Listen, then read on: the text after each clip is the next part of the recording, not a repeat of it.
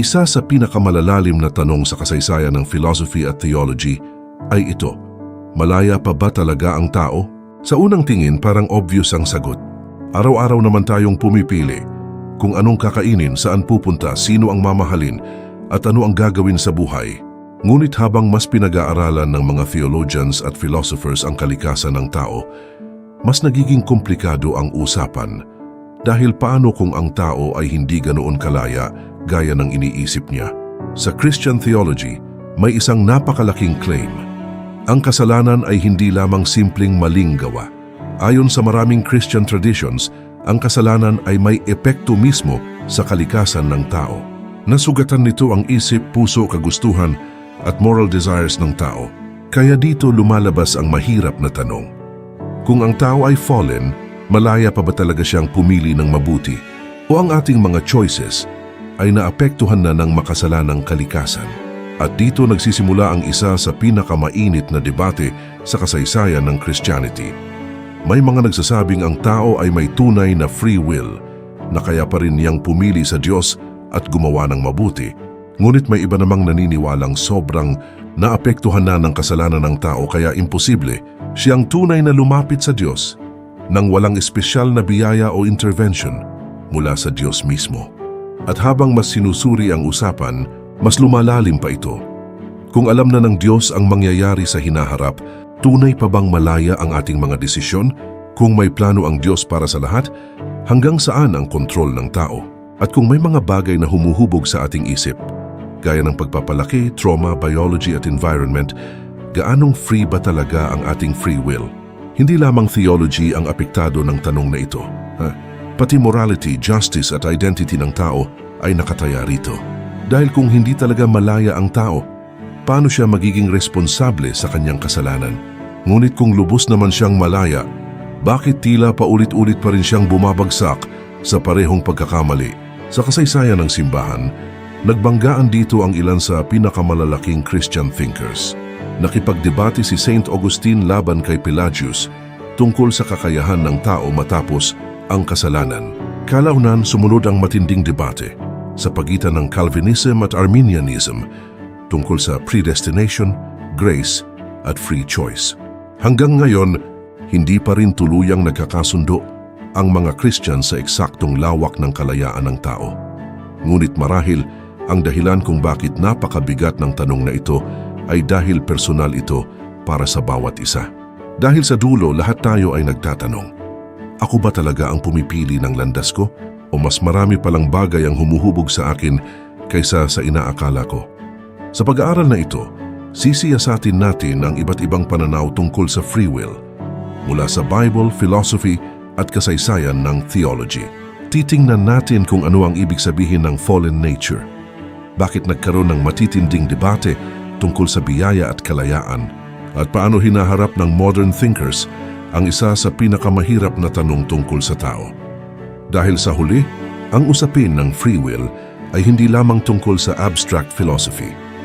Ito ay tungkol sa kung ano talaga ang ibig sabihin ng pagiging tao at kung gaano tayo tunay na malaya sa harap ng kasalanan, mundo at Diyos mismo.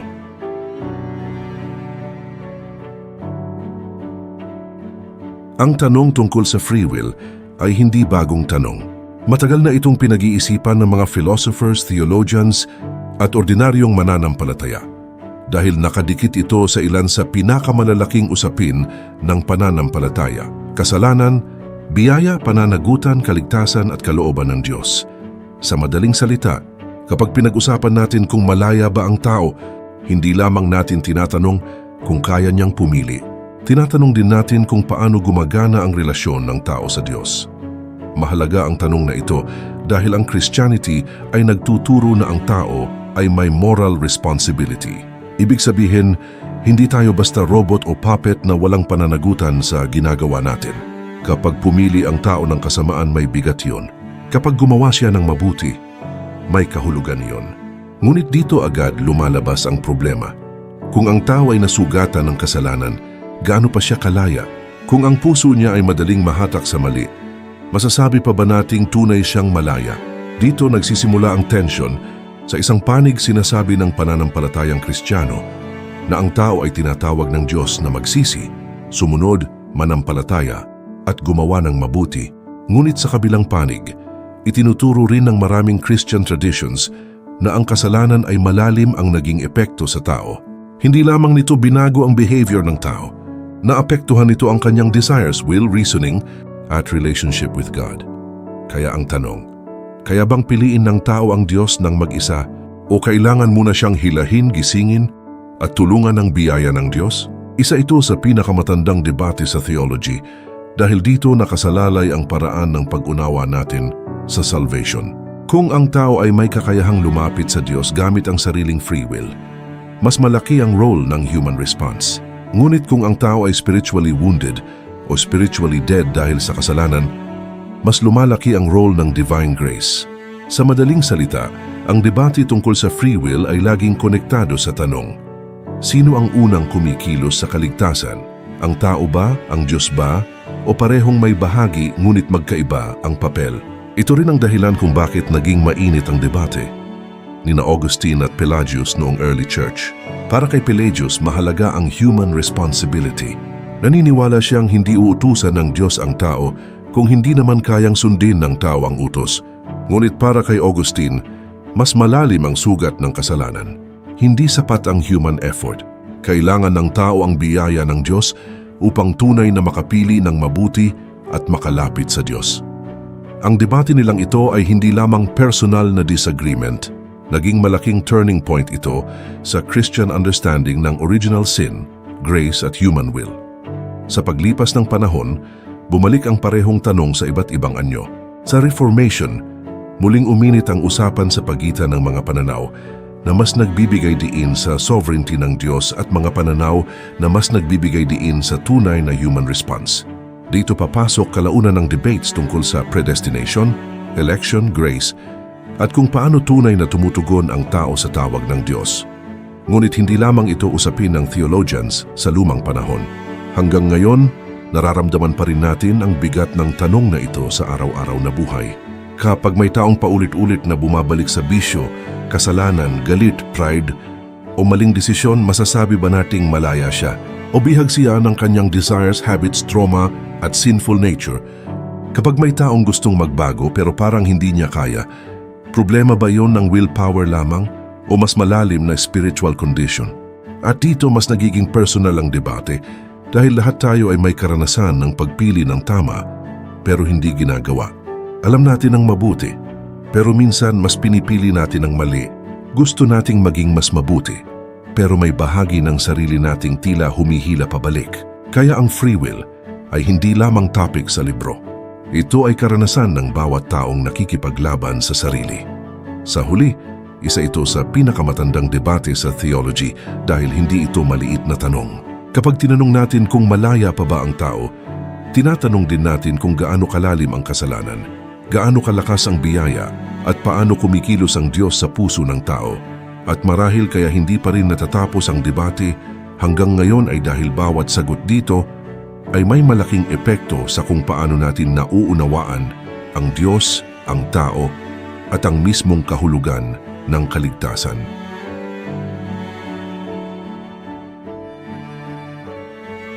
Bago natin sagutin kung malaya pa ba ang tao matapos siyang masugatan ng kasalanan, kailangan muna nating linawin ang ibig sabihin ng free will. Dahil madalas ginagamit ang salitang ito sa debates, pero hindi laging pare-pareho ang ibig sabihin ng mga tao. Minsan ang ibig sabihin lang ng iba ay kaya kong pumili. Pero sa theology at philosophy, mas malalim ang tanong. Malaya ba talaga ang pagpili ko kung ang desires, nature, past experiences, at spiritual condition ko ay humuhubog sa kung ano ang gusto kong piliin? Sa pinakasimpleng level, ang free will ay kakayahan ng tao na gumawa ng choice. Halimbawa, maaari kang pumili kung kakain ka o hindi, magsasalita o tatahimik, susunod o lalabag. Sa ganitong kahulugan, tila obvious na may free will ang tao dahil araw-araw tayong gumagawa ng desisyon. Ngunit kapag pinag-usapan na ang moral at spiritual freedom, mas nagiging komplikado ang usapan. Dahil hindi lang natin tinatanong kung may choice ba ang tao. Ang tanong ay kung gaano siya kalaya sa loob ng kanyang pagpili.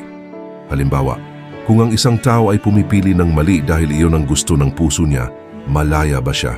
sa isang banda o dahil ginagawa niya ang gusto niya.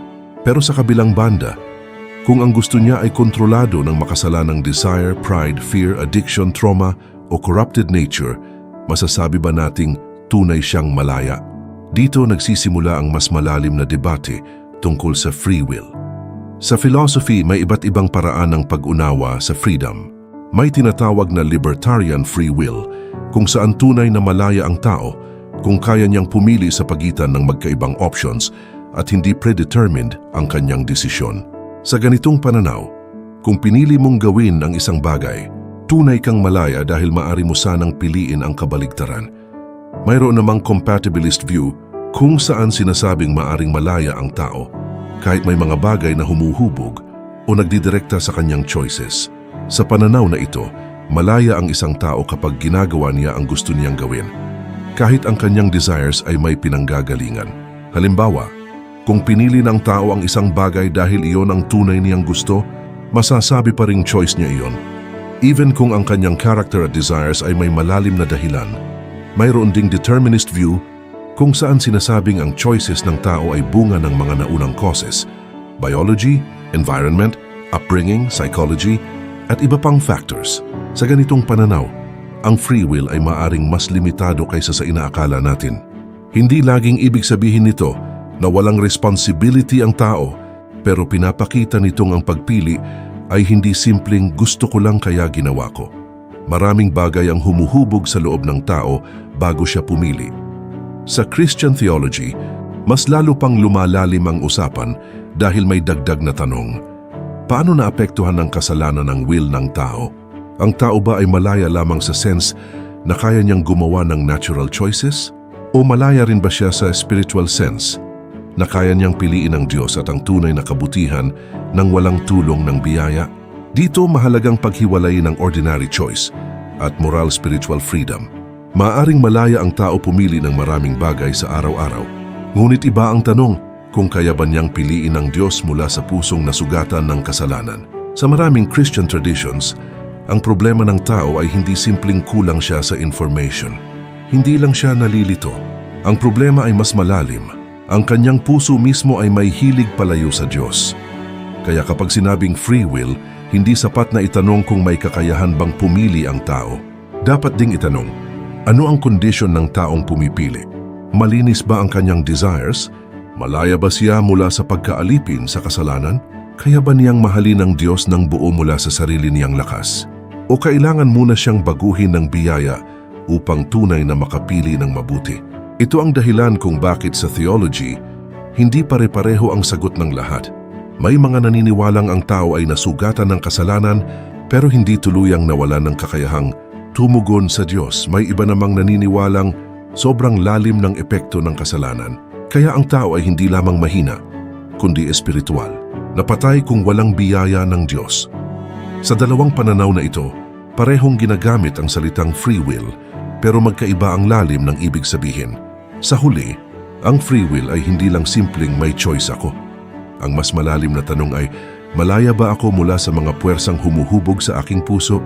Malaya ba akong piliin ang mabuti, kahit ang loob ko ay may hilig sa mali? At kung kailangan ko ng biyaya ng Diyos upang tunay na makapili ng mabuti, nababawasan ba noon ang aking kalayaan o doon pa lamang ako nagiging tunay na malaya? Dahil marahil ang pinakamalalim na kahulugan ng kalayaan ay hindi lamang ang kakayahang gawin ang gusto natin. Ang tunay na kalayaan ay ang kakayahang gustuhin at piliin ang mabuti. At dito nagiging seryoso ang tanong. Kung ang puso ng tao ay nasugatan ng kasalanan, gaano pa siya kalayang piliin ng Diyos?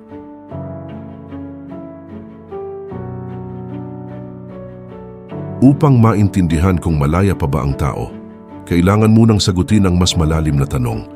Ano ba talaga ang nangyari sa tao matapos ang kasalanan? Dahil sa Christian theology, ang kasalanan ay hindi lamang simpleng paglabag sa utos. Hindi ito parang maliit na pagkakamaling walang epekto sa buong pagkatao ng tao. Sa maraming Christian traditions, ang kasalanan ay isang sugat na tumama sa pinakaloob ng tao, sa isip, puso, kagustuhan, relasyon at paraan ng pagtingin niya sa Diyos. Sa kwento ng Genesis, nagsimula ang problema ng piliin ng tao na sumuway sa Diyos. Ngunit ang epekto nito ay hindi natapos sa isang maling desisyon lamang. Pagkatapos ng kasalanan, nagbago ang relasyon ng tao sa Diyos, sa kapwa, sa mundo, at maging sa sarili. Ang dating tiwala ay napalitan ng takot. Ang dating pagiging bukas sa Diyos ay napalitan ng pagtatago. Ang dating pagkakaisa ng tao ay napalitan ng sisihan. Sa madaling salita, ang kasalanan ay hindi lang gumawa ng guilt, nagdulot ito ng pagkasira sa order ng buhay. Dito pumapasok ang konsepto ng fallen nature. Sa simpleng paliwanag, ito ang pananaw na ang tao matapos ang kasalanan ay hindi na nasa orihinal na kalagayan ng kabutihan at pagiging buo. May sugat na sa kanyang kalikasan. Hindi ibig sabihin nito na ang tao ay wala ng kakayahang gumawa ng anumang mabuti sa ordinaryong sense. Maraming tao pa rin ang kayang magmahal, tumulong, magpakita ng awa at gumawa ng tama. Ngunit sa mas malalim na spiritual sense, ang tao ay hindi naganap na malaya mula sa hilig ng kasalanan. Ito ang dahilan kung bakit sa Christian theology, madalas sinasabi na ang problema ng tao ay hindi lamang gumagawa siya ng kasalanan. Mas malalim pa, gumagawa siya ng kasalanan dahil may sira na sa loob niya. Ang kasalanan ay hindi lamang nasa kamay na gumagawa, kundi nasa puso na nagnanais, nasa isip na nagre-reason, at nasa will na pumipili. Kaya kahit alam ng tao ang tama, madalas iba pa rin ang ginagawa niya. Alam niyang dapat magpatawad, pero pinipili ang galit. Alam niyang dapat maging tapat, pero nadadala sa takot o pagnanasa. Alam niyang dapat lumapit sa Diyos, pero may bahagi ng puso niyang gustong lumayo. Dito nagiging mahalaga ang tanong tungkol sa free will. Dahil kung ang will ng tao ay nasugatan ng kasalanan, hindi sapat na sabihin lamang na may choice ka naman. Oo, may choice ang tao. Ngunit ang tanong, anong klaseng puso ang pumipili? Kung ang puso ay may hilig sa sarili, pride, takot at paglayo sa Diyos, gaano kalaya ang pagpili nito? Sa ilang Christian traditions, inilalarawan ng tao matapos ang kasalanan bilang spiritually weak. Ibig sabihin, kaya pa niyang tumugon, ngunit kailangan niya ng tulong ng biyaya ng Diyos upang piliin ang tunay na mabuti. Sa iba namang traditions, mas matindi ang language. Ang tao ay spiritually dead, ibig sabihin hindi lamang siya mahina, kundi walang kakayahang buhayin ang sarili niya patungo sa Diyos kung hindi siya unang kikilusan ng Diyos. Magkaiba ang bigat ng mga pananaw na ito, pero pareho nilang kinikilala na ang kasalanan ay may tunay at malalim na epekto sa tao. Mahalaga ring tandaan na ang sugat ng kasalanan ay hindi lamang personal. May social at structural effect din ito. Ang tao ay hindi lamang nasisira sa loob, nasisira rin ang mga relasyon, pamilya, komunidad at lipunan, kaya nakikita natin ang kasalanan hindi lamang sa personal na bisyo, kundi sa injustice, corruption, oppression, greed at abuse of power. Ibig sabihin, ang fallen nature ay hindi lamang private problem ng puso. Ito ay lumalabas sa mundo bilang sirang relasyon at sirang sistema. Ngunit hindi rin dapat intindihin ang fallen nature na parang wala ng halaga ang tao. Sa Christian belief, kahit nasugatan ng kasalanan ng tao, nananatili pa rin siyang nilikha sa larawan ng Diyos. May dignity pa rin siya. May kakayahan pa rin siyang tumanggap ng biyaya. Hindi siya basura o walang pag-asa. Ang problema ay hindi nawala ang kanyang halaga, kundi nasira ang kanyang direksyon. Para siyang nilikhang para sa Diyos, ngunit nahila palayo sa Diyos. At dito nagiging malinaw ang lalim ng debate. Kung ang tao ay nasugatan ngunit hindi lubusang nawasak, maaaring sabihin ng ilan na kaya pa niyang makipagtulungan sa biyaya ng Diyos. Ngunit kung ang tao ay espiritual na patay dahil sa kasalanan, sasabihin naman ng iba na ang Diyos mismo ang kailangang unang gumising sa Kanya, bago siya tunay na makapili ng Diyos. Sa huli, ang tanong na ano ang nangyari sa tao matapos ang kasalanan ay mahalaga dahil dito nakasalalay ang susunod na tanong. Kung ang tao ay sugatan, mahina at may hilig palayo sa Diyos, malaya pa ba siyang pumili ng mabuti? O ang tunay na kalayaan ay posible lamang kapag ang biyaya ng Diyos ang unang nagpagaling sa sugat ng puso? Dahil marahil ang pinakamalaking epekto ng kasalanan ay hindi lamang ginawa nitong masama ang ilang choices ng tao. Mas malalim pa, ginawa nitong magulo ang mismong puso na pumipili.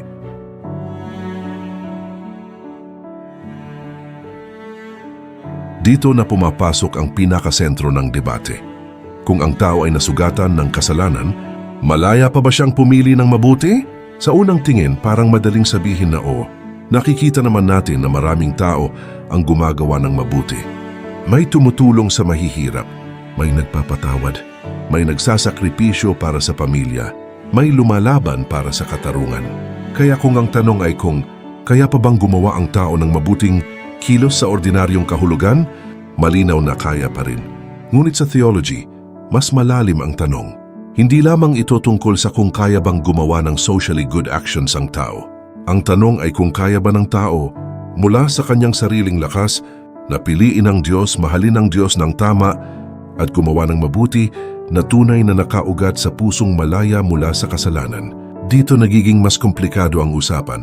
Dahil ayon sa maraming Christian traditions, ang kasalanan ay hindi lamang panlabas na behavior. Ito ay panloob na pagkaalipin. Maaaring gumawa ang tao ng mabuting bagay, pero ang kanyang puso ay maaari pa ring kontrolado ng pride, selfishness, fear o desire for approval. Maaari siyang tumulong sa iba, pero para sa sariling pangalan.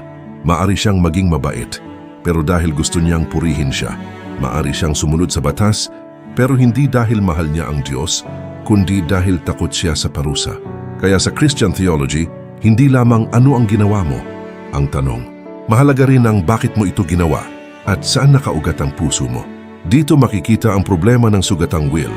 Ang tao ay may kakayahang pumili, ngunit ang kanyang pagpili ay hindi neutral. Hindi siya parang blank slate, na walang hilig sa kahit anong direksyon. Ayon sa doctrine ng fallen nature, ang loob ng tao ay may tendency palayo sa Diyos. May hilig siyang unahin ang sarili, takasan ang katotohanan, at gawing sentro ang sariling kagustuhan.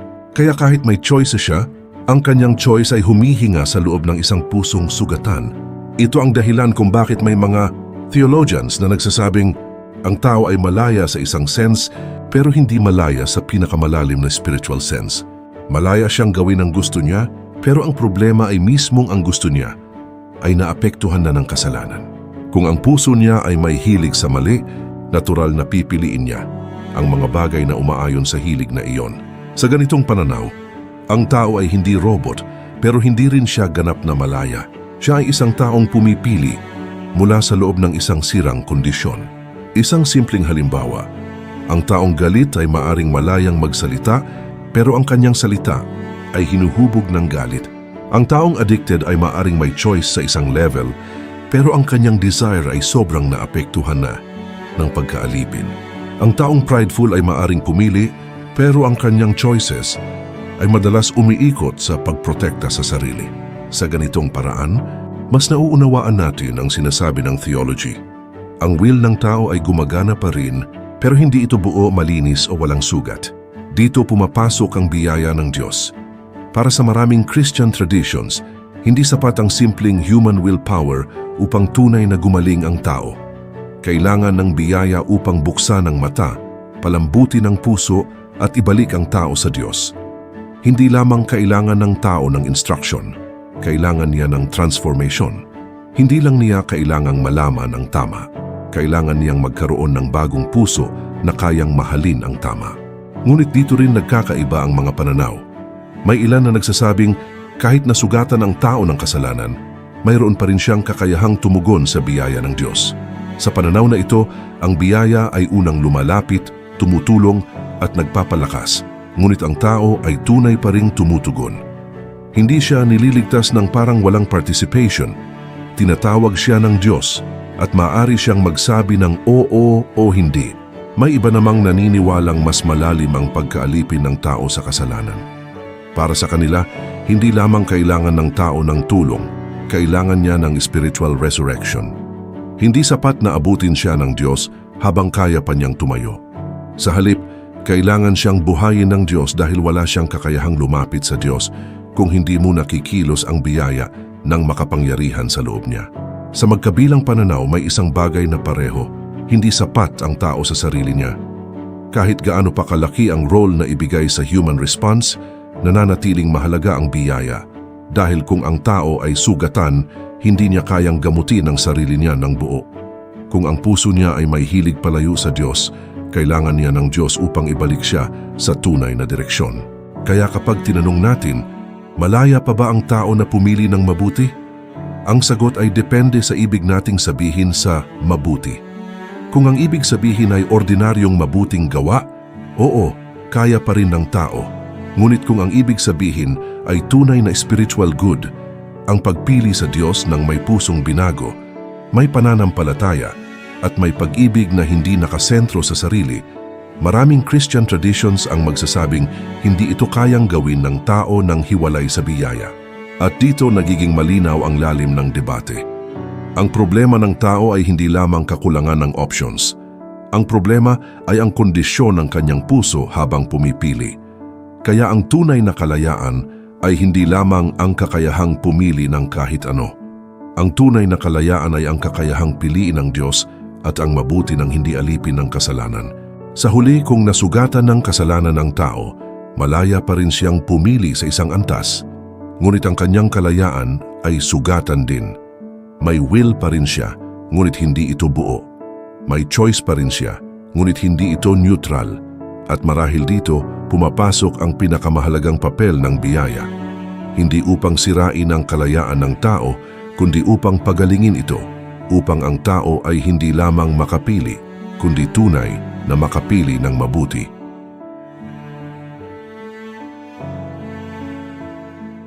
Sa kasaysayan ng simbahan, ang pananaw ni Pelagius ay kalaunang itinuring na heresy ng mainstream Christianity, lalo na dahil tila sobra nitong itinaas ang kakayahan ng tao at binawasan ang pangangailangan sa divine grace. Samantala, ang pananaw ni Augustine ay naging napakalaki ng impluensya sa Western Christianity, lalo na sa doctrines ng original sin, grace predestination at human will. Ngunit kahit itinakwil ang Pelagianism, hindi rin ibig sabihin na lahat ng Christian traditions ay pare-pareho na kay Augustine. Sa paglipas ng panahon, maraming nuanced positions ang lumitaw. May mga traditions na mas Augustinian, nagbibigay diin sa lalim ng kasalanan at sovereignty ng grace. May iba namang naniniwalang bagamat kailangan ng biyaya, may tunay pa ring cooperation ang tao sa grace ng Diyos. Kaya kahit tapos na ang historical debate ni Augustine at Pelagius, ang tanong na iniwan nila ay buhay pa rin hanggang ngayon. Sa huli, ang banggaan ni Augustine at Pelagius ay hindi lamang lumang debate sa church history. Ito ay tanong na nararanasan ng bawat tao. Kaya ko bang baguhin ang sarili ko? Kaya ko bang piliin ang Diyos gamit ang sarili kong lakas? O kailangan ko munang aminin na mas malalim ang sugat ko kaysa sa inaakala ko at kailangan ko ng biyayang hindi ko kayang likhain sa sarili ko? Dahil marahil dito pinakamalinaw ang aral ng debate. Kapag mas mababaw ang tingin natin sa kasalanan, mas mataas ang tiwala natin sa sarili. Ngunit kapag nakita natin kung gaano kalalim ang sugat ng tao, mas malinaw nating mauunawaan kung bakit sa Christian faith ang biyaya ay hindi bonus lamang. Ito ang mismong pag-asa ng sugatang kalayaan. Para kay Augustine, hindi sapat na sabihin na kaya ng tao ang mabuti kung pipiliin lang niya. Dahil iyon mismo ang problema. Ang puso ng tao ay hindi basta kusang pumipili sa Diyos. Ang tao ay may will, oo. Ngunit ang will na iyon ay baluktot, sugatan at bihag ng maling pag-ibig. Hindi lang kulang sa information ng tao, may problema sa desire niya. Hindi lang niya kailangang maturuan, kailangan niyang baguhin ng Diyos mula sa loob. Dito pumasok ang famous emphasis ni Augustine sa grace. Para sa kanya, ang biyaya ay hindi lamang external help o spiritual advice. Ito ay makapangyarihang pagkilos ng Diyos sa puso ng tao. Ang biyaya ang gumigising, nagpapalambot, nagpapagaling at nagbibigay ng kakayahang tunay na mahalin at piliin ng Diyos. Kung walang biyaya, maaaring gumawa ang tao ng mga bagay na mukhang mabuti sa panlabas. Ngunit hindi siya makakagawa ng tunay na spiritual good na nakaugat sa pag-ibig sa Diyos. Sa madaling salita, para kay Pelagius, ang free will ng tao ay sapat pa rin upang piliin ang mabuti. Para kay Augustine, ang free will ng tao ay tunay pa rin, ngunit sugatan at alipin ng kasalanan, kaya kailangan nitong pagalingin ng grace. At dito makikita ang lalim ng kanilang conflict.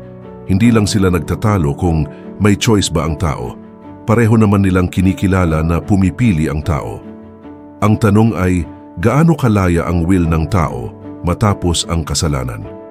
Para kay Pelagius, sapat pa rin ang kalayaan upang sumunod sa Diyos. Para kay Augustine, ang kalayaan ng tao ay hindi nabuo hanggat hindi ito pinalalaya ng Diyos. Isang magandang paraan upang maintindihan ito ay ganito.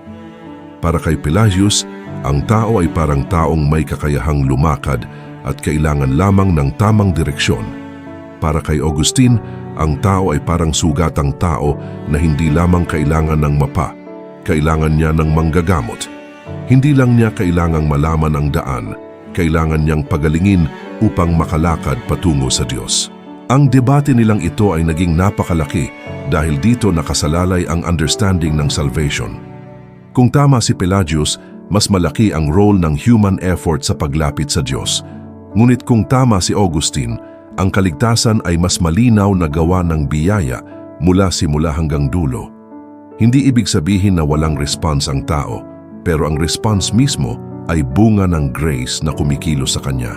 Kung may isang historical debate na talagang humubog sa Christian understanding ng free will, kasalanan at biyaya, ito ay ang matinding banggaan ni na Saint Augustine at Pelagius.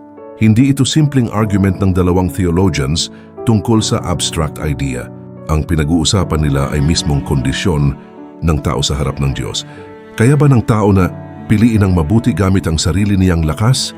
O sobrang lalim na ng sugat ng kasalanan, kaya kailangan muna siyang hilahin at pagalingin ng biyaya ng Diyos bago siya tunay na makapili ng mabuti? Si Pelagius ay isang British monk na nabuhay noong ika-4 hanggang ika-5 siglo. Isa sa pinakamalakas niyang concern ay moral responsibility. Para sa kanya, kung uutusan ng Diyos ang tao na gumawa ng mabuti, ibig sabihin kaya ito ng tao. Hindi raw makatarungan ng Diyos kung magbibigay siya ng utos na imposibleng sundin.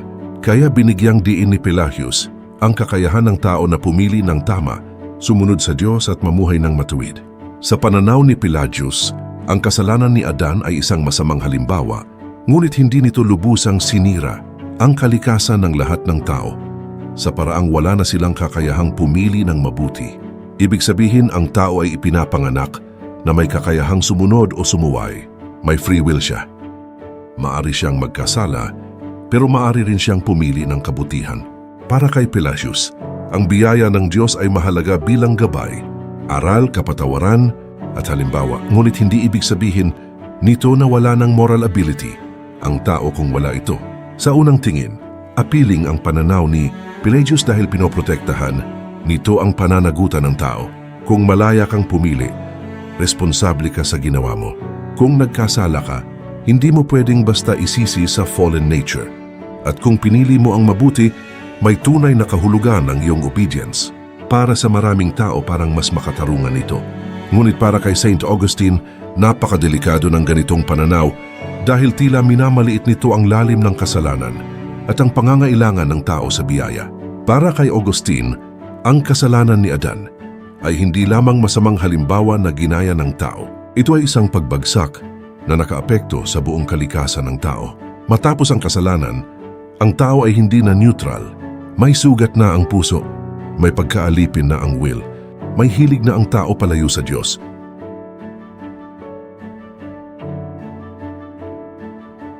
Matapos ang malaking debate ni na Augustine at Pelagius, hindi natapos ang usapin ng free will, kasalanan at biyaya. Sa katunayan, pagdating ng panahon ng Reformation, muling sumabog ang parehong tanong sa panibagong anyo. Kung ang tao ay makasalanan at kailangan ng biyaya, paano siya naliligtas? Ang Diyos ba ang pumipili at kumikilos ng tiyak para iligtas ang tao? O binibigyan ba ng Diyos ang tao ng tunay na pagkakataong tumugon at pumili? Dito pumapasok ang isa sa pinakakilalang theological debate sa Protestant Christianity, Calvinism versus Arminianism. Sa Calvinism, malakas ang diin sa sovereignty ng Diyos. Ibig sabihin, ang Diyos ang ganap na makapangyarihan sa kaligtasan. Hindi nagsisimula ang kaligtasan sa desisyon ng tao, kundi sa pagpili at biyaya ng Diyos. Ayon sa Calvinist view, dahil sa kasalanan, ang tao ay hindi lamang mahina, siya ay spiritually dead. Hindi siya natural na naghahanap sa Diyos, hindi niya kayang piliin ang Diyos mula sa sariling lakas, at hindi niya kayang buhayin ang sarili niyang puso. Kaya kung may taong maliligtas, iyon ay dahil unang kumilos ang Diyos. Dito mahalaga ang konsepto ng predestination o election. Sa Calvinist theology, pinili ng Diyos ang kanyang ililigtas hindi dahil nakita niyang pipiliin siya ng tao sa hinaharap, kundi dahil sa kanyang sariling kalooban at biyaya. Sa madaling salita, ang kaligtasan ay hindi reward sa tamang pagpili ng tao, kundi regalo ng Diyos sa taong hindi kayang iligtas ang sarili. Para sa Calvinists, ito ang mas malinaw na nagpapakita ng lalim ng grace. Dahil kung ang tao ay tunay na patay sa kasalanan, hindi sapat na alukin lamang siya ng kaligtasan. Kailangan siyang buhayin. Hindi sapat na buksan ang pinto. Kailangan siyang bigyan ng bagong puso na lalapit sa Diyos. Kaya sa pananaw na ito, ang biyaya ng Diyos ay effective. Kapag tunay na tinawag ng Diyos ang isang tao sa kaligtasan, ang taong iyon ay darating dahil ang Diyos mismo ang gumagawa sa loob niya. Ngunit dito rin nagsisimula ang mga tanong at objections. Kung ang Diyos ang pumipili kung sino ang maliligtas, paano ang free will ng tao? Kung hindi pinili ng Diyos ang iba, paano iyon magiging makatarungan? At kung ang tao ay hindi makalalapit sa Diyos, maliban kung piliin siya ng Diyos, tunay pa ba siyang responsable sa kanyang unbelief? Dito naman pumapasok ang Arminianism.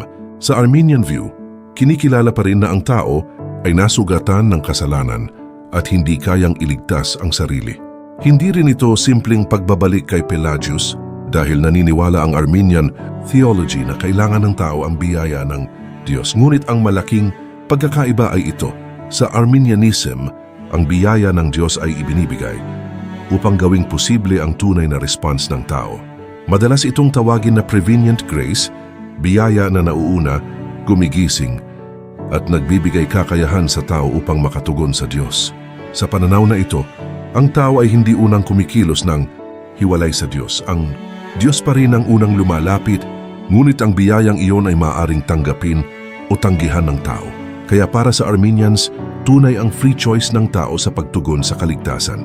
Hindi niya kayang iligtas ang sarili, pero kapag inabot siya ng grace, maaari siyang tumugon ng may pananampalataya o tumanggi. Para sa Arminianism, mahalagang mapanatili ang universal love ng Diyos at tunay na moral responsibility ng tao. Kung nais ng Diyos na maligtas ang lahat at kung inaalok niya ang kaligtasan sa lahat, kailangang may tunay na posibilidad ang tao na tumugon. Sa ganitong framework, ang predestination ay madalas inuunawa bilang nakabatay sa foreknowledge ng Diyos. Alam ng Diyos kung sino ang tutugon sa kanyang biyaya, ngunit hindi niya pinipilit ang response na iyon sa paraang aalisin ang tunay na kalayaan ng tao. Ngunit may objections din dito mula sa Calvinist side. Kung ang final difference sa pagitan ng maliligtas at hindi maliligtas ay ang response ng tao, hindi ba tila may bahagi pa rin ng kaligtasan na nakasalalay sa human choice? Kung may dalawang taong parehong inabot ng grace at ang isa ay tumugon habang ang isa ay tumanggi, ano ang nagpaiba? Hindi ba may dahilan sa tao mismo?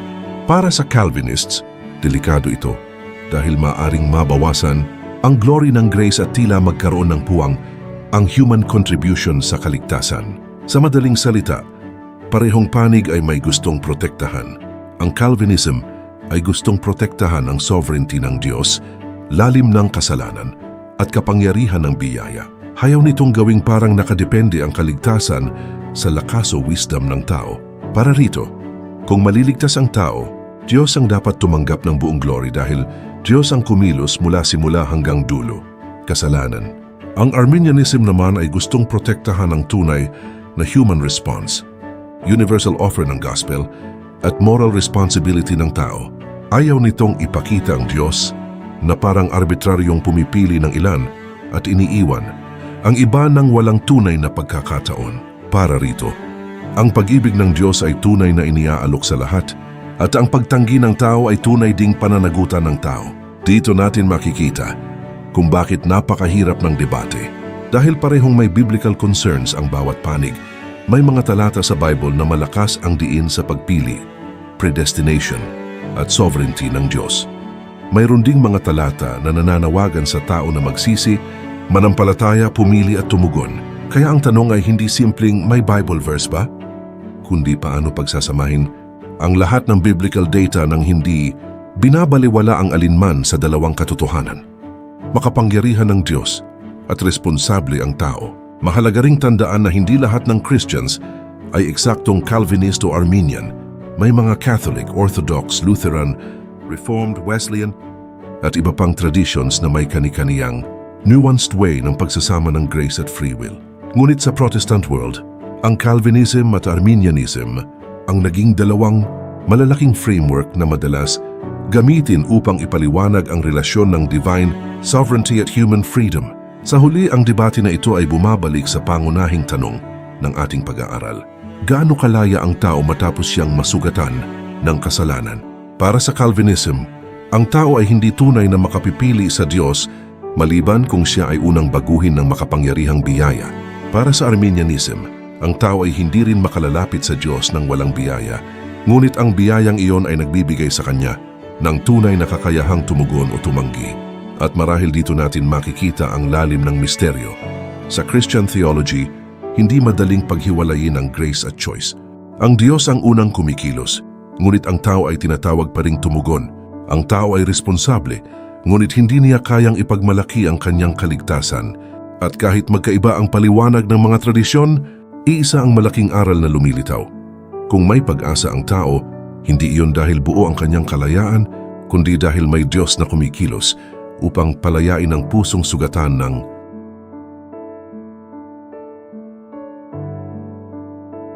Isa sa pinakamahirap na tanong sa usapin ng free will ay ito: kung alam na ng Diyos ang lahat ng mangyayari, tunay pa bang malaya ang tao? Kung alam na ng Diyos kahapon kung ano ang pipiliin mo bukas, maaari ka pa bang pumili ng iba? O dahil alam na niya ang mangyayari, parang nakatakda na ang lahat? Sa unang tingin, parang simpleng tanong lang ito.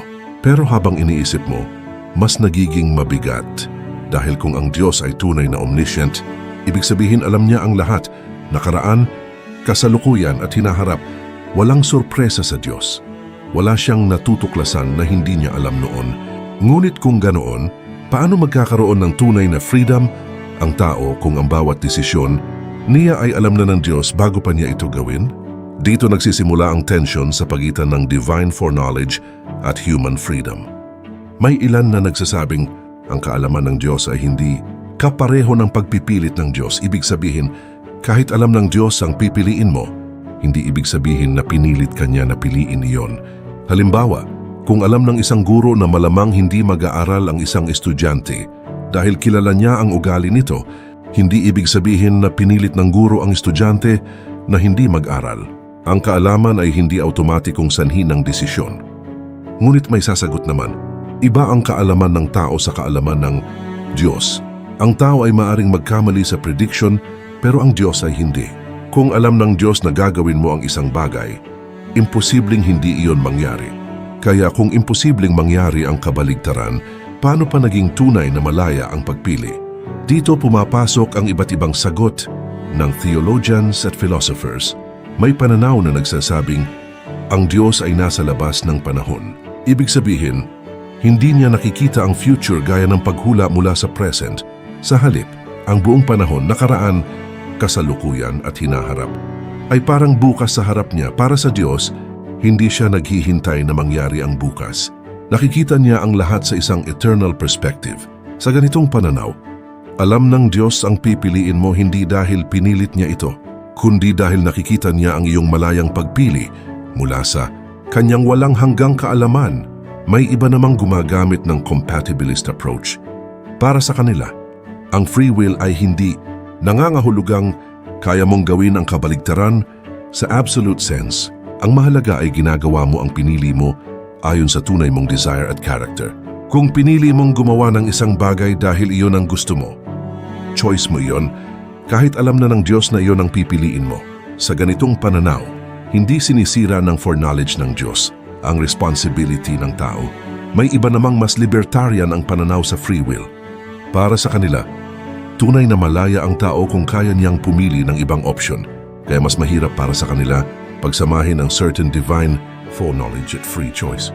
Ang ilang thinkers sa ganitong tradisyon ay nagsasabing, alam ng Diyos ang lahat ng maaaring mangyari at lahat ng tunay na mangyayari, ngunit ang paraan ng kanyang kaalaman ay hindi kailangang intindihin bilang simpleng fixed determinism. May iba pang mas controversial na pananaw, gaya ng open theism, na nagsasabing ang future free choices ay hindi pa fixed sa parehong paraan, kaya iba ang paraan ng kaalaman ng Diyos dito.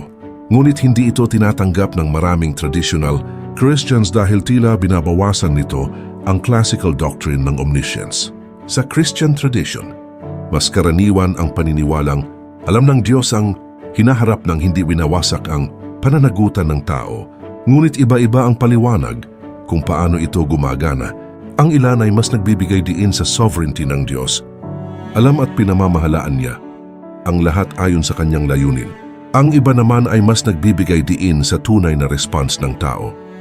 Alam ng Diyos ang pipiliin natin, ngunit hindi niya tayo ginagawang puppet. Isang mahalagang distinction dito ay ang pagkakaiba ng certainty at necessity.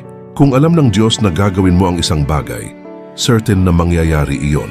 Ngunit hindi ibig sabihin na forced o necessary iyon sa paraang wala kang involvement. Sa madaling salita, tiyak mang alam ng Diyos ang pipiliin mo, ikaw pa rin ang pumili nito ayon sa iyong will. Ngunit kahit may mga paliwanag, hindi maikakailang nananatili itong misteryo. Dahil kapag pinag-uusapan natin ang Diyos, panahon at kalayaan, umaabot tayo sa limitasyon ng human understanding. Ang isip ng tao ay nakatira sa loob ng oras. Nakakaranas tayo ng kahapon, ngayon at bukas ng sunod-sunod. Ngunit kung ang Diyos ay eternal at hindi nakatali sa panahon gaya natin, maaaring kulang ang ordinaryong human categories upang lubos na ipaliwanag kung paano niya nalalaman ang lahat ng hindi inaalis, ang tunay na pagpili ng tao.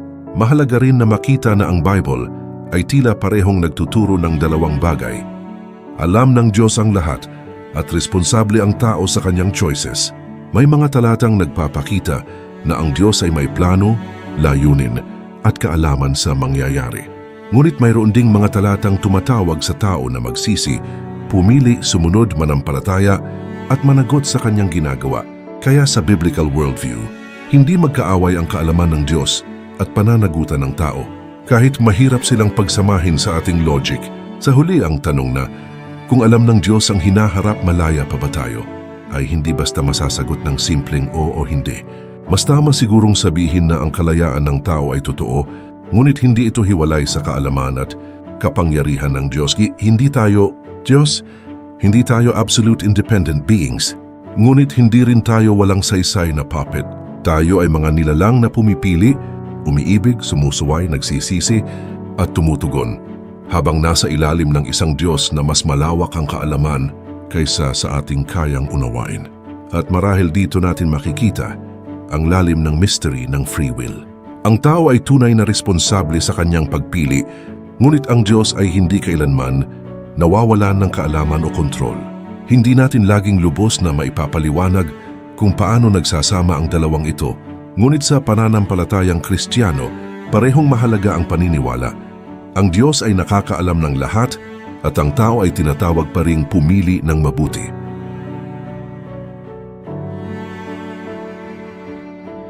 Pagdating sa usapin ng free will, kasalanan at biyaya, natural na itanong, ano ba talaga ang sinasabi ng Bible? Dahil sa loob ng Christian debate, halos lahat ng panig ay gumagamit ng scripture. Ang Calvinist ay may mga talatang ginagamit upang ipakita ang sovereignty ng Diyos at ang lalim ng kasalanan ng tao. Ang Arminian naman ay may mga talatang ginagamit upang ipakita ang tunay na tawag ng Diyos sa lahat at ang responsibilidad ng tao na tumugon. Kaya ang tanong ay hindi simpleng may Bible verse ba? Kundi paano pagsasamahin ang kabuang mensahe ng Bible tungkol sa Diyos, tao, kasalanan at pagpili. Sa isang banda, malinaw na ipinapakita ng Bible na ang tao ay tinatawag na pumili. Mula pa sa lumang tipan, paulit-ulit na tinatawag ng Diyos ang kanyang bayan na sumunod, magsisi at piliin ang buhay. Sa Deuteronomy, makikita ang hamon sa Israel na piliin ang buhay upang sila ay mabuhay. Sa mga propeta, paulit-ulit na nananawagan ang Diyos na manumbalik ang bayan sa Kanya. Sa bagong tipan, si Jesus mismo ay nananawagan sa mga tao na magsisi, manampalataya, sumunod, at pumasok sa kaharian ng Diyos. Ang ganitong mga panawagan ay nagpapakita na ang tao ay hindi tratong parang bato o robot. Siya ay nilalang na kinakausap, tinatawag at pinapanagot. Ngunit sa kabilang banda, malinaw din sa Bible na ang tao ay malalim ang sugat dahil sa kasalanan. Hindi lamang sinasabi ng Scripture na ang tao ay nagkakamali paminsan-minsan. Mas mabigat ang language nito. Sa ilang bahagi, inilalarawan ang tao bilang alipin ng kasalanan, bulag sa espiritual na katotohanan at patay dahil sa kasalanan. Sa Romans, sinasabi ni Pablo na lahat ay nagkasala at walang nakaabot sa kaluwalhatian ng Diyos. Sa Ephesians, inilalarawan ang tao bilang patay sa pagsuway at kasalanan bago siya buhayin ng biyaya. Para sa maraming theologians, ang ganitong language ay nagpapakita na ang problema ng tao ay hindi mababaw. Hindi lang siya kulang sa motivation. Kailangan niya ng divine intervention. Dito pumapasok ang tensyon. Tinatawag ng Diyos ang tao na pumili, ngunit ipinapakita rin ng Bible na ang tao ay hindi kayang iligtas ang sarili. May utos na magsisi, ngunit may kailangan ding biyaya upang tunay na makapagsisi. May tawag na manampalataya, ngunit may mga talata ring nagpapakita na ang pananampalataya ay kaloob ng Diyos. May command na sumunod, ngunit may pangako rin na ang Diyos ang magbibigay ng bagong puso. Isa sa pinakamahalagang tema ng Bible ay ang biyaya. Hindi inilalarawan ang kaligtasan bilang simpleng resulta ng human effort. Sa New Testament, paulit-ulit na sinasabi na ang tao ay naliligtas hindi dahil sa sariling gawa kundi dahil sa biyaya ng Diyos. Para sa maraming Christians, ito ang nagpapakita na kung may pag-asa ang tao, hindi iyon dahil kaya niyang akyatin ang daan patungo sa Diyos gamit ang sariling lakas. Ang Diyos ang unang kumikilos, ang Diyos ang tumatawag, at ang Diyos ang nagbibigay buhay sa pusong patay sa kasalanan. Ngunit hindi rin nawawala ang responsibilidad ng tao. Kahit malinaw ang role ng grace, patuloy pa rin tinatawag ang tao na tumugon. Sinasabi ng Bible na magsisi, manampalataya, lumapit, sumunod, magtiwala, at huwag patigasin ang puso. Ibig sabihin sa biblical picture, ang biyaya ng Diyos ay hindi dahilan upang maging passive ang tao. Sa halip, ang biyaya ang dahilan kung bakit posible ang tunay na response. May isa pang mahalagang tema, ang pagpapatigas ng puso. Sa kwento ni Pharaoh sa Exodus, makikita ang komplikadong relasyon ng kalooban ng tao at pagkilos ng Diyos. May mga bahaging sinasabing pinatigas ni Pharaoh ang kanyang puso at mayroon ding bahaging sinasabing pinatigas ng Diyos ang puso ni Pharaoh. Dahil dito, naging malaking bahagi ito ng debate tungkol sa sovereignty at responsibility. Para sa ilan, ipinapakita nito na ang Diyos ay may kapangyarihan maging sa puso ng tao. Para naman sa iba, ipinapakita rin nito na ang tao ay tunay na responsable sa kanyang sariling pagtanggi. Sa madaling salita, hindi madaling gawing simpleng formula ang biblical picture. Sa mga turo ni Jesus, makikita rin ang parehong bigat ng grace at response. Inaanyayahan niya ang mga tao na lumapit sa kanya. Ngunit sinasabi rin niya na walang makalalapit malibang iguhit o akitin siya ng Ama. Tumatawag siya sa pagsunod, ngunit ipinapakita rin niya na ang tunay na bunga ay nagmumula sa pananatili sa kanya. Kaya sa teachings ni Jesus, hindi nawawala ang human responsibility, ngunit hindi rin nawawala ang dependence sa Diyos. Dito natin makikita kung bakit maraming Christian traditions ang nagkakaiba sa emphasis. Ang ilan ay mas binibigyang diin ang mga talata tungkol sa pagpili ng Diyos, predestination, at spiritual inability ng tao. Ang iba naman ay mas binibigyang diin ang mga talata tungkol sa invitation, repentance, at pananagutan ng tao. Ngunit kung babasahin ang Bible ng buo, makikita na parehong naroon ang dalawang tema. Ang Diyos ay makapangyarihan sa kaligtasan at ang tao ay tunay na tinatawag na tumugon. Marahil ang pinakamahirap sa atin ay gusto natin ng simpleng system na kayang ipaliwanag ang lahat ng walang tension. Ngunit ang Bible mismo ay hindi palaging nagbibigay ng philosophical diagram. Sa halip, ipinapakita nito ang isang buhay na relasyon. Ang Diyos na banal, makapangyarihan at puno ng biyaya, at ang tao na sugatan, makasalanan, ngunit tinatawag pa ring manumbalik. Sa huli, ang sinasabi ng Bible tungkol sa free will ay hindi simpleng malaya ang tao ng lubos o wala siyang kalayaan kahit kaunti. Mas malalim ang larawan. Ang tao ay pumipili, ngunit ang kanyang pagpili ay nasugatan ng kasalanan. Ang tao ay responsable, ngunit hindi niya kayang iligtas ang sarili. Ang Diyos ang unang kumikilos sa biyaya, ngunit ang tao ay tinatawag pa ring tumugon sa pananampalataya. At marahil ito ang pinakamahalagang biblical insight. Ang Sri Navadayan ay hindi tuned Matatagpuan sa pagiging hiwalay sa Diyos. Ang tunay na kalayaan ay matatagpuan kapag ang pusong alipin ng kasalanan ay pinalaya ng biyaya upang mahalin, piliin at sundin ng Diyos.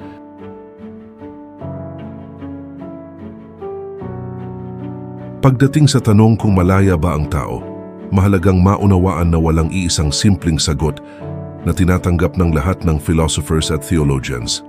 Sa katunayan, ang free will ay isa sa pinakamatagal, pinakamahirap at pinagdedebatehang topic sa kasaysayan ng pag-iisip ng tao. Ngunit kahit magkakaiba ang pananaw, may ilang pangunahing frameworks na madalas ginagamit upang ipaliwanag kung paano maaaring pagsamahin ang kalayaan, pananagutan, kasalanan at pagkilos ng Diyos. Sa philosophy, isa sa pinakakilalang pananaw ay ang libertarian free will. Ayon dito, tunay na malaya ang tao kung kaya niyang pumili sa pagitan ng magkaibang possibilities. Ibig sabihin, kung pinili mong gawin ang isang bagay, dapat totoo rin na maaari mong piliin ang kabaligtaran. Para sa mga naniniwala sa libertarian freedom, mahalaga ito dahil dito nakasalalay ang moral responsibility. Kung hindi mo naman talaga kayang piliin ang iba, paano ka magiging tunay na responsable sa ginawa mo? Malakas ang appeal ng pananaw na ito dahil tugma ito sa ordinaryong karanasan ng tao. Kapag gumagawa tayo ng desisyon, pakiramdam natin tayo talaga ang pumipili. Hindi natin nararamdaman na tayo ay robot o puppet. Kaya para sa maraming philosophers at theologians, mahalagang protektahan ang ganitong uri ng kalayaan upang maging makabuluhan ng pagsunod, pagsisisi, pananampalataya at pag-ibig. Ngunit may isa pang malakas na pananaw, compatibilism. Ayon dito, maaaring maging tunay na responsable ang tao kahit ang kanyang choices ay may malalim na dahilan, influences, o kahit bahagi ng mas malaking plano ng Diyos. Sa compatibilist view, hindi kailangan na kaya mong piliin ang kabaligtaran sa absolute sense upang maging malaya. Ang mahalaga ay ginagawa mo ang bagay ayon sa iyong sariling desires, motives at will, hindi dahil pinilit ka laban sa gusto mo. Halimbawa, kung ang isang tao ay gumawa ng masama dahil iyon talaga ang nais ng kanyang puso, responsable pa rin siya kahit ang kanyang puso ay hinubog ng character, habits at sinful desires. Sa ganitong pananaw, ang tao ay malaya sa sense na ginagawa niya ang gusto niya. Ngunit ang problema ay ang gusto niya mismo ay maaring baluktot dahil sa kasalanan. Ito ang dahilan kung bakit maraming Reformed theologians ay mas malapit sa compatibilism. Para sa kanila, ang sovereignty ng Diyos at human responsibility ay hindi magkaaway. Maaaring may plano ang Diyos sa lahat ng bagay, ngunit ang tao ay responsable pa rin dahil ang kanyang choices ay tunay na nanggagaling sa kanyang puso at kagustuhan. Mayroon ding determinist perspectives na mas malakas sa ilang philosophical circles. Sa ganitong pananaw, ang choices ng tao ay bunga ng prior causes: biology, environment, upbringing, brain chemistry, trauma, social conditioning at iba pang factors. Sa mas hard determinist view, ang free will sa ordinaryong kahulugan ay maaaring illusion lamang. Para sa kanila, ang tao ay hindi kasing independent ng iniisip niya. Ngunit sa theology, bihirang tanggapin ng buo ang hard determinism kung aalisin nito ang moral responsibility ng tao. Dahil sa Christian framework, mahalaga pa rin na ang tao ay tunay na accountable sa harap ng Diyos kahit may malalim na epekto ang kasalanan, environment at fallen nature. Hindi nawawala ang pananagutan ng tao sa kanyang pagpili. Sa modern theology, maraming traditions ang naghahanap ng balance. Ang iba ay nagbibigay diin sa divine sovereignty. Ang Diyos ang unang kumikilos, ang Diyos ang nagbibigay ng grace, at walang taong maliligtas sa sariling lakas. Ang iba naman ay nagbibigay diin sa human response. Ang tao ay tunay na tinatawag, tunay na maaring tumugon, at tunay na responsable sa pagtanggi o pagtanggap. Sa Catholic at Orthodox traditions, madalas mas binibigyang diin ang cooperation ng tao sa grace ng Diyos. Hindi ibig sabihin na kaya ng tao iligtas ang sarili. Ang biyaya pa rin ang una at mahalaga. Ngunit ang tao ay hindi passive object lamang. Siya ay tinatawag na makipagtulungan sa biyaya. Sa Protestant traditions naman, lalo na sa Reformed theology, mas malakas ang diin sa inability ng tao at sa makapangyarihang pagkilos ng Diyos sa kaligtasan. Sa Wesleyan at Arminian traditions, mahalaga ang prevenient grace, biyaya ng Diyos na nauuna upang gawing posible ang tunay na response ng tao. Ibig sabihin kahit magkakaiba ang terms at systems, halos lahat ng Christian traditions ay may isang common concern. Hindi kayang iligtas ng tao ang sarili niya ng hiwalay sa Diyos. Ang tanong na lang ay kung paano eksaktong gumagana ang grace at human response. May isang mahalagang punto na madalas tinatanggap ng maraming theologians. Ang free will ng tao ay hindi dapat intindihin bilang absolute independence. Hindi tayo malaya gaya ng Diyos na walang limitation. Ang ating kalayaan ay creaturely freedom, kalayaan ng nilalang. Ibig sabihin, mayroon tayong tunay na choices, ngunit ang choices natin ay laging nasa loob ng limits ng ating nature, desires, knowledge, history, body, environment, at spiritual condition. Kaya sa Christian theology, ang tanong ay hindi lang kung may free will ba, kundi anong klaseng free will meron ang fallen humanity? Buo ba ito? Sugatan ba ito? Alipin ba ito? Kailangan bang pagalingin? Dito nagkakaiba ang mga traditions, ngunit marami ang sasang-ayon na ang kasalanan ay may malalim na epekto sa kalayaan ng tao. Sa modern philosophy naman, marami ring thinkers ang nagsasabing ang freedom ay hindi lamang tungkol sa pagkakaroon ng options. Ang mas malalim na kalayaan ay may kinalaman sa pagiging buo ng sarili. Kung ang tao ay kontrolado ng addiction, fear, trauma, pride o disordered desires, maaring may choices siya, ngunit hindi siya ganap na malaya. Sa ganitong punto, interestingly, nagtatagpo ang ilang philosophical insights at Christian theology. Ang tunay na kalayaan ay hindi lamang gawin ang gusto ko, kundi magkaroon ng pusong kayang gustuhin ang mabuti. Sa huli, ang majority ng philosophers at theologians ay hindi simpleng nagkakasundo sa isang formula. Ngunit maraming seryosong pananaw ang umaamin na ang tao ay hindi ganap na independent sa kanyang pagpili. May tunay siyang responsibility, ngunit may mga puwersang humuhubog sa kanyang will. May tunay siyang choice, ngunit hindi laging buo ang kanyang freedom.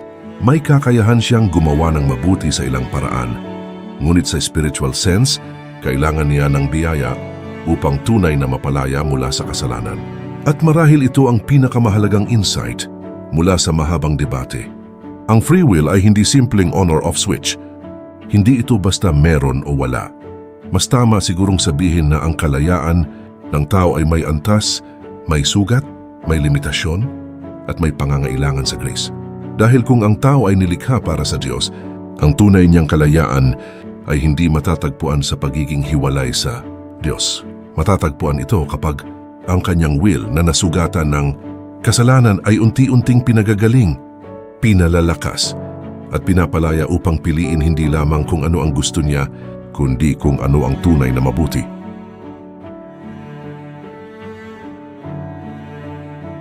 Sa dulo ng pag-aaral na ito, malinaw na ang tanong na malaya pa ba ang tao ay hindi simpleng tanong na masasagot ng oo o hindi.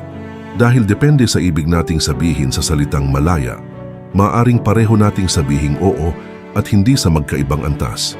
Oo, malaya ang tao sa isang tunay na kahulugan. Hindi tayo robot, hindi tayo bato, hindi tayo walang isip na nilalang na basta lamang itinutulak ng puwersa ng mundo. Araw-araw tayong pumipili, nagdedesisyon, nagsisisi, sumusunod, lumalaban, umiibig at tumatanggi. Dahil dito may tunay na pananagutan ang tao sa kanyang ginagawa. Hindi nawawala ang moral responsibility. Ngunit hindi rin ganap na malaya ang tao sa pinakamalalim na spiritual sense. Dahil ayon sa Christian theology, ang tao ay nasugatan ng kasalanan. Ang kanyang isip ay maaaring magdilim. Ang kanyang puso ay maaaring humilig sa mali. Ang kanyang will ay maaaring piliin ang bagay na sumisira sa kanya kahit alam niyang hindi ito mabuti. Kaya ang problema ng tao ay hindi lamang kakulangan ng impormasyon. Mas malalim pa, may sugat ang mismong puso na pumipili. At dito nagiging mahalaga ang pagkakaiba ng ordinary freedom at spiritual freedom. Maaring malaya kang pumili ng maraming bagay sa buhay, ngunit kung ang puso mo ay alipin ng pride, fear, lust, greed, bitterness o rebellion laban sa Diyos, gaano ka talaga kalaya? Kung ginagawa mo ang gusto mo ngunit ang gusto mo mismo ay sugatan ng kasalanan, tunay bang kalayaan iyon? O isa lamang itong uri ng pagkaalipin na nagmumukhang choice? Ito ang dahilan kung bakit napakahalaga ng biyaya sa Christian understanding ng free will. Ang grace ay hindi lamang parang dagdag na tulong para sa taong kaya naman ng lahat. Ang grace ay gamot sa sugatang kalayaan. Ito ang pagkilos ng Diyos na gumigising sa pusong natutulog, nagpapalambot sa pusong matigas, nagbibigay liwanag sa isip na madilim, at nagpapalaya sa will na bihag ng kasalanan. Kaya sa maraming Christian traditions, hindi sinisira ng biyaya ang free will. Sa halip, pinapagaling nito ang free will. Dahil ang tunay na kalayaan ay hindi ang kakayahang gawin ang kahit anong gusto natin. Ang tunay na kalayaan ay ang kakayahang piliin ang mabuti, mahalin ang Diyos, at mabuhay ayon sa layunin kung bakit tayo nilikha. Dito rin natin mas nauunawaan ang malaking debate sa kasaysayan. Para kay Pelagius, kailangang ipagtanggol ang kakayahan at pananagutan ng tao. Para kay Augustine, kailangang ipagtanggol ang lalim ng kasalanan at ang pangangailangan sa biyaya. Sa Calvinism, mas binibigyang diin ang makapangyarihang pagkilos ng Diyos sa kaligtasan. Sa Arminianism, mas binibigyang diin ang tunay na pagtugon ng tao sa biyayang iniaalok ng Diyos. Sa bawat pananaw, may sinusubukang protektahan ang kabanalan ng Diyos, ang pananagutan ng tao, ang lalim ng kasalanan at ang kapangyarihan ng biyaya. Ngunit kahit magkaiba ang paliwanag ng bawat tradisyon, may isang mahalagang punto na madalas nilang pinagsasaluhan. Hindi kayang iligtas ng tao ang sarili niya ng hiwalay sa Diyos. Kahit gaano pa natin itaas ang human choice, hindi nito maalis ang pangangailangan ng tao sa grace. At kahit gaano pa natin idiin ang sovereignty ng Diyos, hindi rin nito inaalis na ang tao ay tinatawag pa ring magsisi, manampalataya at tumugon. Kaya marahil ang pinakamalinaw na sagot ay ito. Ang tao ay may kalayaan, ngunit ito ay sugatang kalayaan. May will siya, ngunit hindi ito buo. May choices siya, ngunit hindi ito neutral. May kakayahan siyang gumawa ng mabuti sa ilang paraan, ngunit sa pinakamalalim na spiritual sense, kailangan niya ng biyaya upang tunay na mapalaya. At marahil ito ang dahilan kung bakit napakalalim ng tanong na ito. Dahil sa huli, ang free will ay hindi lamang tungkol sa kakayahang pumili. Ito ay tungkol sa kalagayan ng taong pumipili. Ang tanong ay hindi lang may choice ba ako? Kundi malaya ba ang puso ko upang piliin ang tama? Dahil kung ang puso ay alipin ng kasalanan, maaaring marami kang options, ngunit hindi ka pa rin tunay na malaya.